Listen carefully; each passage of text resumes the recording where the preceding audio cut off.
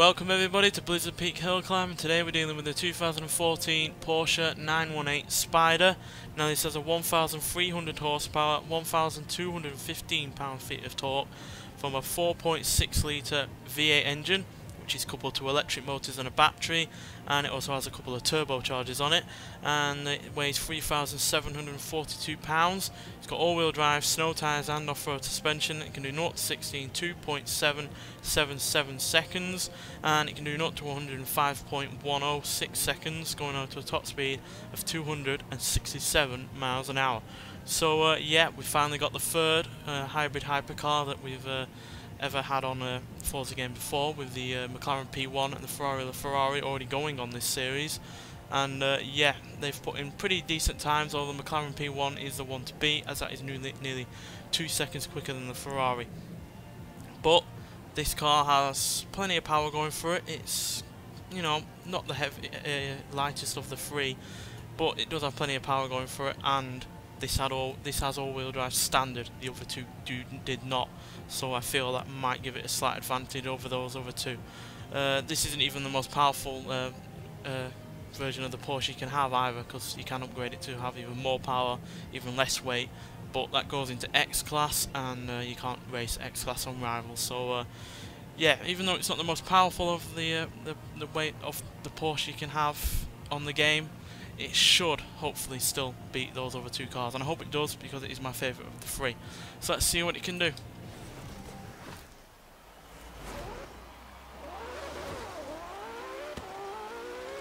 Right. One thing that does give me a bit of hope with this beating the McLaren is the fact that the Porsche Panamera wasn't even 3 seconds behind the McLaren P1 in terms of its time, and that's a heavy saloon car that didn't even have all that much power anyway. So if the Panamera can come within less than 3 seconds of the McLaren, then hopefully this with more power, less weight, I think it has less weight anyway, but at least it has more power, can beat that McLaren as well.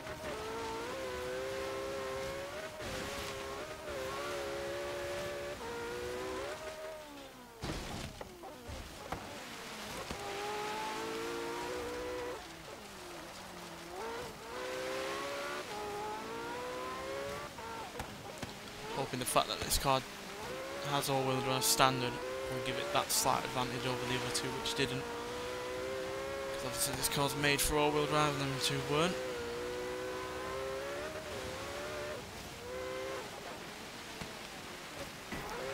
Oopsie daisy.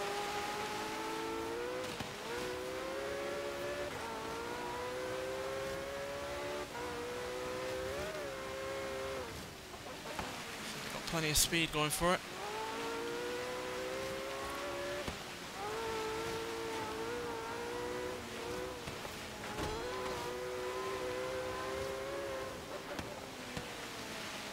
Certainly not the smoothest time we've had on this course, but then again, some of the more wild cars have done some of the best times.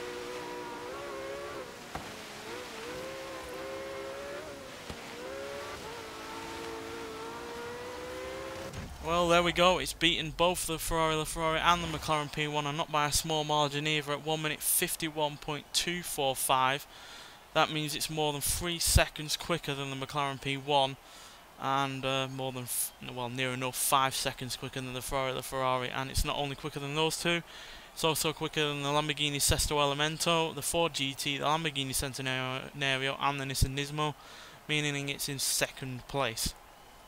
So yeah, that's an incredible time. It's even less than a second than the Aventador, which, yeah, was an incredible car in this series, and has obviously still yet to be beaten. But this came pretty close. It's come the closest of any car so far. So yeah, really pleased with that. It was obviously the smoothest time we've had on this course. It did bounce off a couple of walls, but I don't think that really inflicted on the time too much. Maybe a few milliseconds here or there, but the fact is, it's beaten both the McLaren P1 and the Ferrari LaFerrari, and by quite a margin as well. And yeah, straight into second place with the Porsche 918. So yeah, thoroughly impressed with that, and yeah, I'm really glad it has done as well as it has, because like I said, it is my favourite of the three hybrid hypercars, and yeah, I'm really glad. Just that's all it's really to say, really. Anyway, thanks for watching. and I'll see you in the next one. Bye.